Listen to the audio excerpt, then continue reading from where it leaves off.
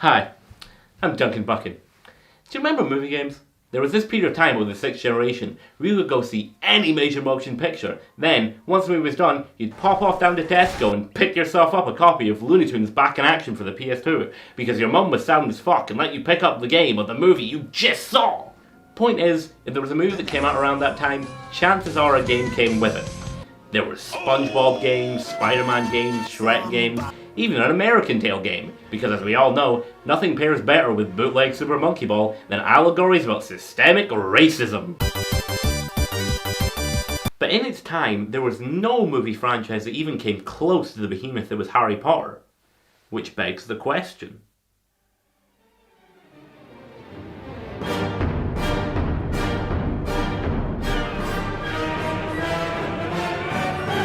Before we begin, I just want to make note of the fact that for this video I decided to do the whole costuming thing, which includes a Harry Potter cloak that does not fit me that I wore when I was 8, an Elder Wand, and these Crayola Super Tip washable markers which I use to make the scar on my head, which come with a free child ticket to Sea Life with the purchase of a full-priced adult ticket. So if any adult wants to come with me to Sea Life so I can get a free ticket, my email is duncan. We should all be aware at this point that Harry Potter has merchandise. A lot of it. If it was a product at the time, JK would come along and slap her big bizarre Tory Wizard Fantasyland all over it. There's toys, books, theme parks, embarrassing looking clothing lines. There's even officially branded Harry Potter pancake mix. I don't remember a point in any of the movies or books where anyone even mentioned pancakes, but you can be sure that magical twink is going to come along, leviosa your credit card out of your wallet just so he could grace you with his magical pancake goo. And, as was the norm at the time, every mainline Harry Potter movie has a game to go along with it. So, let's take a look at them in a surface level analysis and see what we can glean from their existence. Also, just for the record, I'll only really be covering the console games and some mobile games, and also only official games. So apologies to all you Obama Potter fans out there, this will not be the analysis for you. Philosopher's Stone came out in 2001, and I looked like this.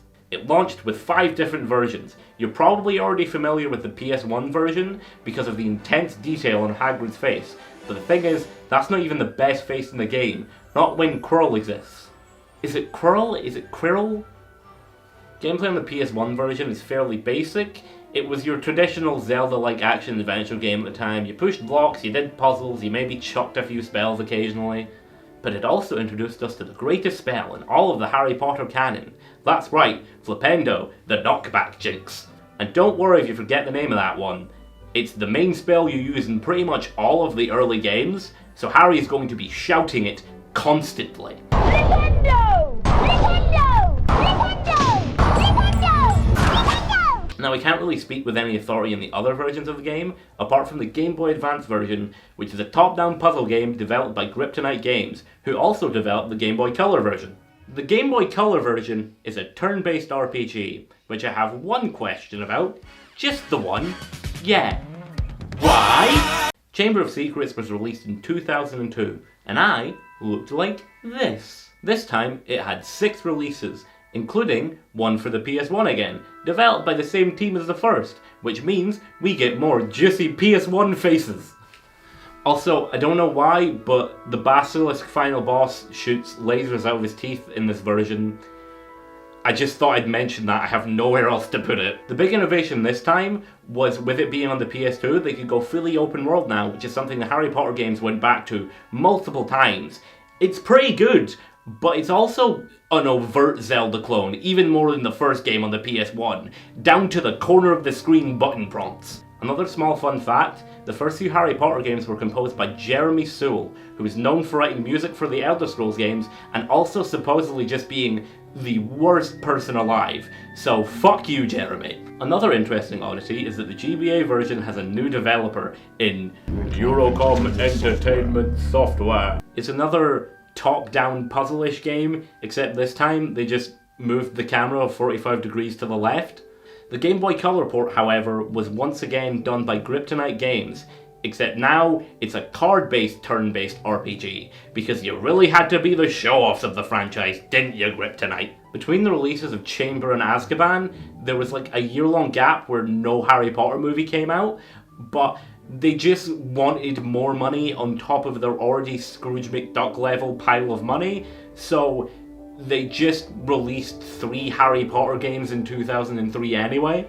There were 2 Quidditch sports games, one on the PS2 and one on the Game Boy Advance, but there was also a PS2 port of Harry Potter and the Philosopher's Stone, and not like an updated version of one of the other ones, a full-on new game, but in all fairness, it is a conversion of a lot of the elements from Chamber of Secrets on the PS2. Prisoner of Azkaban dropped us down to 3 versions in 2004. I looked like this, and I'm only really familiar with the PS2 version. It was similar in that you could explore Hogwarts like the second game, but this time you could play as all 3 protagonists. That's right, now you can play as Scarface, Ginger Nut, and Hermione Grange-Hill. The Game Boy Advance port went back to Kryptonite, so this time they went wild and just combined all their ideas together. So now it's a puzzle game and a turn-based RPG because I don't know, I've got nothing. I haven't really touched on them, but there are PC versions developed by No Wonder, and yes, they are their own unique versions.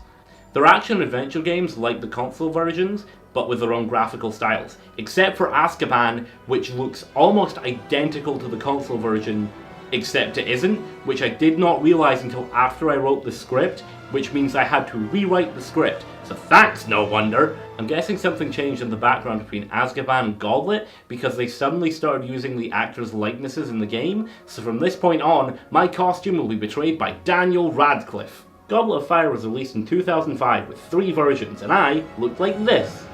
The PS2 version uproots everything the last few games built up to.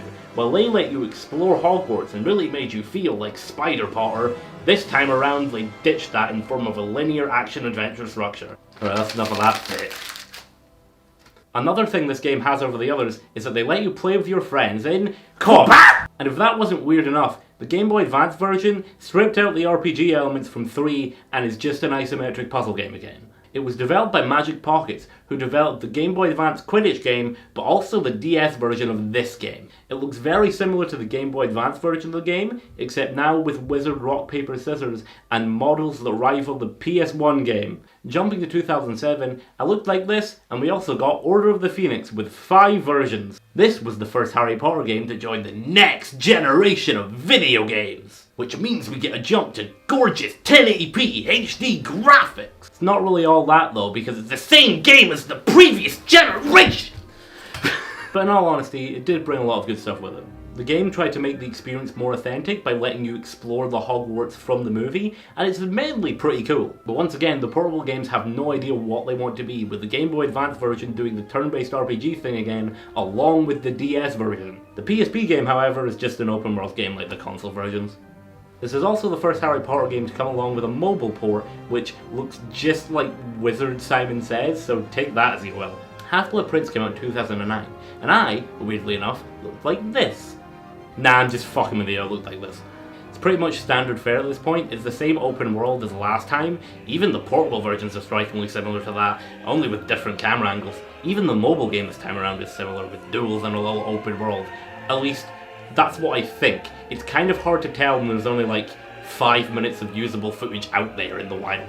The Deathly Hallows rolled around in 2010 and 2011 with 3 games each. There I am, that's what I looked like.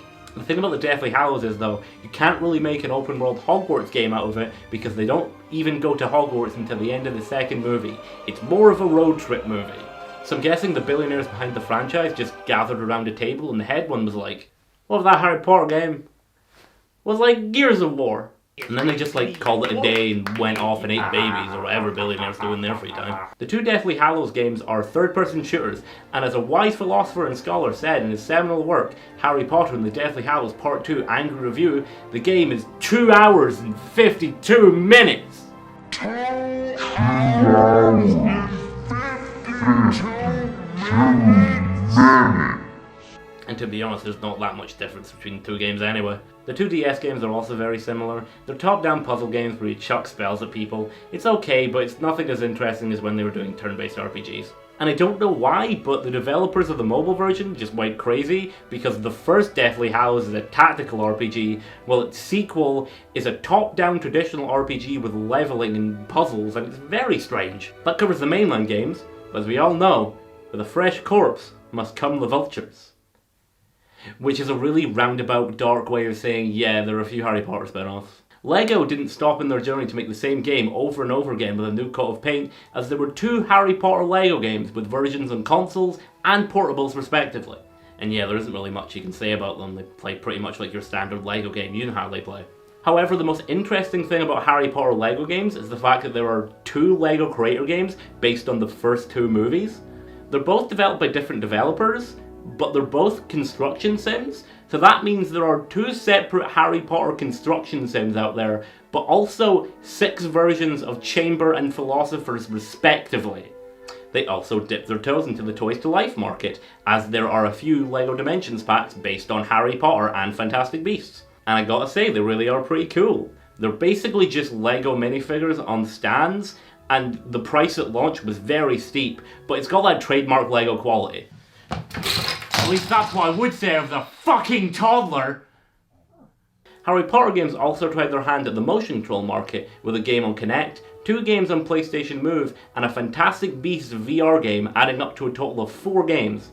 The icing on the cake, however, is that Prisoner of Azkaban game I mentioned earlier for the PS2 has an exclusive iToy minigame, meaning that Harry Potter is probably the only franchise that has been on every single major motion control platform since the PS2.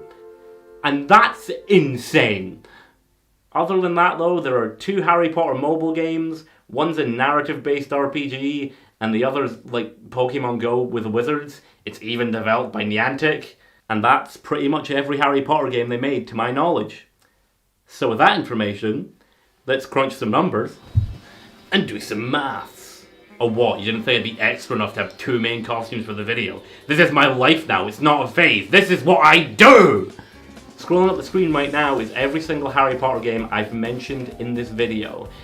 That's all of them to my knowledge, but I'm going to read this next part off the screen. But to recap, Philosopher's Stone has 6 versions, Chamber of Secrets has 6 versions, Azkaban has 3, Goblet has 3, Order of the Phoenix jumps back up to 5, Half-Blood Prince goes back down to 4, the Deathly Hallows games have 3 each, and the spin-off games make up a total of 13 games. This gives us a grand total of 46 unique games. Keep in mind, Harry Potter has only really been around in games for about 18 years. That means that since its start, there has been around 2.5 Harry Potter games a year. To put this into perspective, Resident Evil is a franchise that started 5 years before the Harry Potter games started, and has just over half of what Harry Potter has at 24 games. There are more Harry Potter games than there are Zelda games. That is one of Nintendo's flagship franchises and had a 15-year head start on Harry Potter games. Harry Potter games were a dime a dozen for a time, but now you're probably wondering, what do these 46 games of varying styles and genres even mean, and why does it matter? Well, to me at least, Harry Potter represents a very different time in video games, where developers were really free. What do I mean by this? These are a bunch of games made to turn a quick buck off a popular franchise without much cost to make high profits. Harry Potter games have supposedly made over $1.5 billion in revenue. That much is clear. But, despite all this, a lot of the Harry Potter games ended up being wildly unique in their approach. These days there's not much space for the old kind of movie game, but in the PS2 and PS3 era, these things were everywhere, and not all of them stuck, but some of them ended up being fantastic games in their own right, and still inspire games today. Spider-Man 2, The Warriors, X-Men Origins Wolverine. These are the games that can stand apart from their movie counterparts, and Harry Potter games, some of them at least, are no different. They were made in a time where games were so cheap to make that there wasn't that much loss banking on risky ideas. There were Harry Potter construction sims, RPGs, sports games, puzzle games. We really don't have that kind of freedom today, the freedom to take licensed properties and put them into weird genres. We can't even really do that in original games outside of indies. This was the era that brought us games like God Hand, Killer 7, Okami, and Rez. These games are fairly unique and still remain unparalleled today, and I'd wager they couldn't even be made today. Harry Potter games represent that mid-tier release that is just gone today. The games that could be weird or explore different mechanics. I think it's a testament to this that as the series went on and started going towards its end, it got more and more streamlined, leading to a lackluster final installment, which was just another third-person shooter. What I'm trying to say is, sure, there were a lot of games in that time chucked onto shelves with no development time just to make money that weren't very good. But it's the good stuff that shows the potential of that era. So many fantastic games wouldn't be made in the same way today, where everything is just kind of homogenized and samey. Harry Potter games at their worst represent the type of lazy art that gave movie games their reputation in the first place, solely made for the paycheck. But, at their best, they represent the risks devs were allowed to take in that era, and I think it's good to acknowledge that. Wait, did I even properly answer the question from the title though? Why were there so many Harry Potter games? Well, fucking yeah, of course it was the money. Did you read the thumbnail?